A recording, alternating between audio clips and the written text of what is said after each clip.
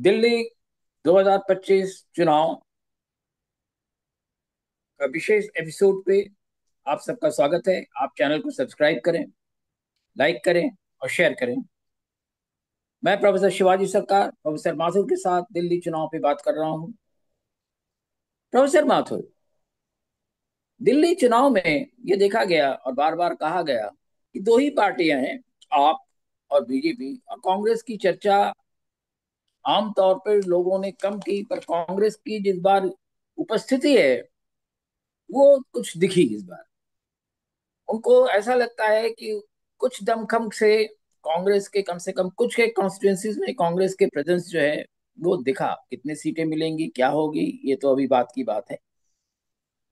पर ये कांग्रेस के आने से एक तरफ तो देखा कि बीजेपी के सर्कल में कुछ परेशानियां नहीं, आपने और कांग्रेस ने एक दूसरे के खिलाफ भी बहुत कुछ कहा। तो ये जो फैक्टर है कांग्रेस के आने का, इसका दिल्ली के चुनाव पर क्या असर पड़ रहा है? देखिए, मैं आपसे कहना चाहता हूं कि कांग्रेस को कितनी सीटें मिलेंगी ये तो 8 तारीख को ही पता लगेगा। लेकिन कांग्रेस का वोट शेयर बढ़ेगा इसमें मुझे कोई डाउट नहीं है। बल्कि मेरा मानना यह है कि वोट शेयर जो है हो सकता है कि 4-5 टाइम ज्यादा बढ़ जाए। जैसे पिछले चुनाव में बीजेपी को कांग्रेस को 4-4% मिला था टोटल सपोर्ट का। मैं समझता हूँ इस देखा। बार वो कम से कम नहीं तो 16-18% कांग्रेस को जरूर वोट मिलेगा। दूसरी बात यह है कि जो वोट है कांग्रेस को जो मिलेगा, तो मुझे लगता है कि कांग्रेस जो है भाजपा और आम आदमी पार्टी दोनों की वोट काटेगी। मतलब उनको यहाँ से भी फायदा होगा, वहां से भी होगा। ये कहना कि बीजेपी के कांग्रेस को सिर्फ आपकी वोट मिलेंगी या आपकी वोट काटेगी, ये गलत है। क्योंकि भाजपा का भी एक बहुत बड़ा तबका है जो कि मैं समझता हूँ कांग्रेस के साथ जाएगा। और ये तबका उन नौजवानों का है जिन्होंने कि मतलब किसी आशाओं के साथ किसी जमाने बीजेपी को अपार समर्थन दिया था। और अब उन्हें लग रहा है कि जो उनकी आशाएं थी कि उनको बड़ा बड़ी जॉब मिल सिर्फ जाएगा या कुछ आपको और हो कहूंगा, जाएगा या आपके पैसा मिल कहने का जाएगा। मतलब है कांग्रेस एक नया ऑल्टरनेटिव की तरह ऐसे वोटर्स की जिनको कि आप और बीजेपी पसंद नहीं है, उस तरह से एक उभर कर आई है। हाँ, वो करेगी। और मैं समझता हूँ कि हो सकता है कि जैसे लोग कह रहे हैं कि कांग्रेस अभी भी थर्ड फोर्स रह जाए, लेकिन मैं समझता हूँ इस बार वो पावरफुल थर्ड फोर्स होकर निकलेगी। मतलब मार्जिनल ऐसा नहीं होगा कि हाशिए वाले नहीं होगी। कांग्रेस एक जिसको कहते हैं साइजेबल थर्ड फोर्स होकर के दिल्ली में इमर्ज करेगी, ऐसा मेरा मानना है। एक अजीब चीज हम लोग देख रहे थे कल चुनाव में कि बीजेपी के खेमे में जो एक्टिविटी होनी चाहिए वो नहीं दिख रही थी।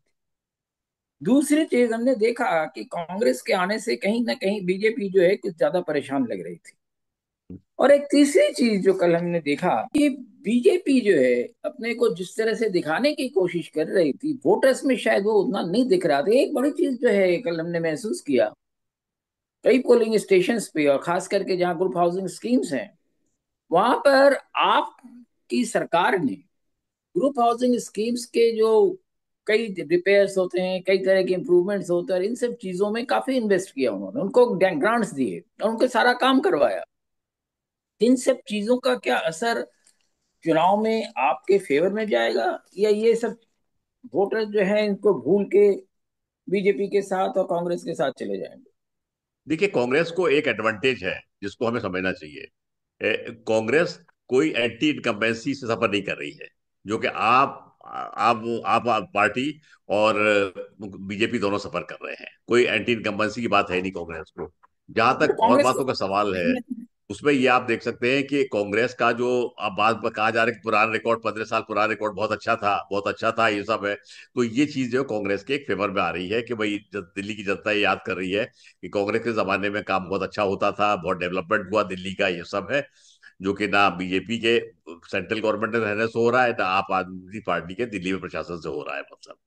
तो ये मैं समझता हूँ कि कांग्रेस को एक एडवांटेज है। अब रहा सवाल ये है कि इस बात को कितना जन समर्थन मिलेगा, क्या मिलेगा, सब ये तो मैं नहीं जानता।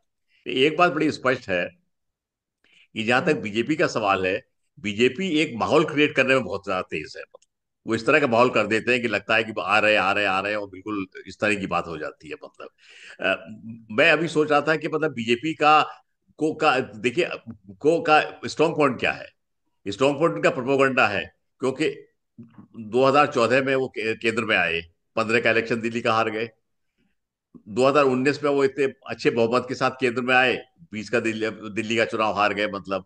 तो इस बार जबकि वो सेंटर में भी अच्छे नंबरों से नहीं आ पाए हैं, वो इतने मतलब मेजोरिटी भी नहीं मिली है पार्टी को, तो इस बार क्या आधार है ये कहने का कि सब दिल्ली में हम आ जाएंगे और बिल्कुल बिल्कुल स्वीप कर देंगे इलेक्शन और ये सब है? तो मैं नहीं जानता कि इसमें क्या छोटी सी होगा। बात इसमें छोटी सी बात मैं और जोड़ूंगा आपको। तमाम चीजों के बावजूद कांग्रेस की वोट परसेंट तो 4% पिछले चुनाव में रही है, इस बार कितना बढ़ेगी वो देखने की चीज है। बीजेपी का 38.5% वोट रहा है पिछले चुनाव में, और आपका करीब 54% वोट रहा है। तो बीजेपी का अगर बहुत अच्छा भी कर लेती है कि बीजेपी 54% से ज्यादा वोट ले पाएगी, जबकि नहीं वोटिंग नहीं, मुझे तो नहीं लगता ये ओवरऑल संभव वोटिंग है। कम होगी। नहीं, आप ये एक देखिए कि बीजेपी ने ऐसा क्या किया है कि लोग इतना समर्थन दें, कोई बात तो समझ में आती नहीं है। जहां तक सेंटर का सवाल है, सेंटर में बीजेपी की परफॉर्मेंस पे तमाम प्रश्न उठ रहे हैं, अनएम्प्लॉयमेंट हो रहा है, ये हो रहा है, तमाम इस तरह की बातें हो रही है मतलब, ये है। अच्छा, आप जो सबसे बड़ी बात कुंभ की थी जिसके बारे एक में तक सवाल आज और कहा जा रहा था, तो कुंभ जो है वो भी मैं समझता हूँ फ्लॉप हो गया जब से ये आपका एक्सीडेंट वगैरह हुआ है। तो मेरा ये ये कुंभ मानना के है कि हवाले में एक सवाल बीजेपी, और नहीं पूछना मैं चाहूंगा आपसे एक बात आपसे। कहना चाहता हूँ। मेरा मानना है कि बीजेपी, कांग्रेस और आप तीनों लेवल प्लेइंग फील्ड पे है मतलब।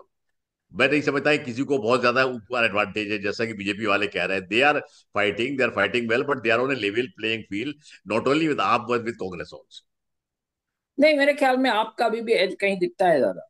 प्रोफेसर माथुर और प्रोफेसर शिवाजी सरकार की तरफ से आप सबको धन्यवाद। आप हमारा चैनल सब्सक्राइब कीजिए, शेयर कीजिए, लाइक कीजिए। धन्यवाद।